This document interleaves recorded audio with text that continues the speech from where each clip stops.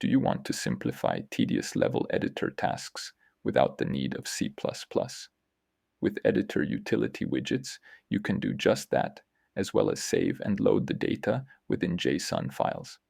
First things first, make sure you have these two plugins on. I created a simple box to allow visualizing the effect of the utility. Then, the utility itself has 3 buttons. Upon clicking one of the buttons, we get all actors, check if they are of the correct color, and select them.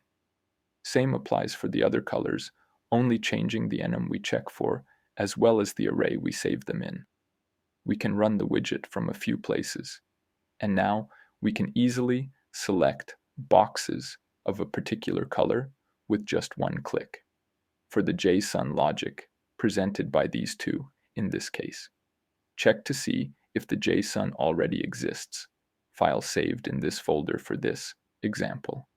And if it doesn't, we just go through it for the current total and then save it. But if the JSON exists, we load it into the prev total. To test this out, you see the current total. Then let's delete some boxes and open it again. Tune in every week for quick tips and tricks for Unreal Engine 5. Thanks for watching.